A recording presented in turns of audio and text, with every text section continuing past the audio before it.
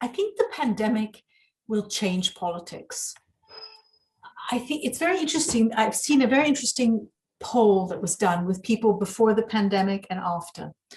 And what it found was that people are more afraid.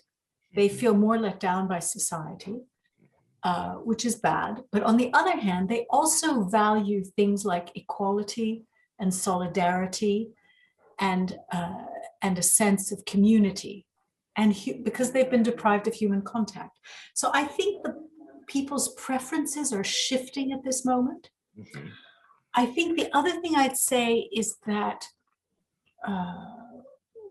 one of the things I quote in the book is that I think politicians need to increasingly understand that shift. So politicians usually think that people vote their pocketbook. Mm-hmm. You know, if their income, if GDP rises during my tenure, I'll get reelected. Mm-hmm. Actually, what our research shows is at the LSE is that people vote their well-being. Mm-hmm. If their well-being improves during a politician's tenure, they will reelect them. And that well-being is defined as things like my health, my physical and mental health, the quality of my relationships in my community, and whether I have meaningful work. So I sometimes call this book my anti-populist manifesto, mm-hmm.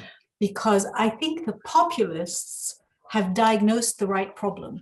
Mm-hmm. They know that people are fed up with inequality, they feel insecure, they feel like the system isn't fair. They're right about that. It's just that their solutions are wrong. And the solutions of nationalism, xenophobia, anti-immigrant, protectionism, those are not going to solve the problems.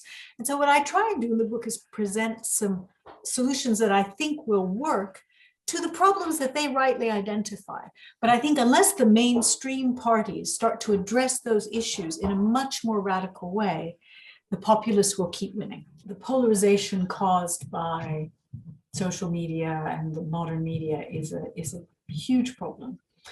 I think, I think the pendulum is shifting in terms of the views on how that should be regulated.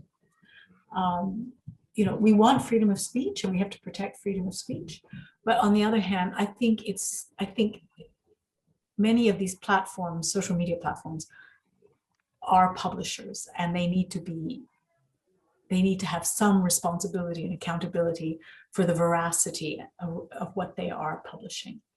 And you see that in more and more countries now. There is a push to regulate, remove false content, hate speech, and so on.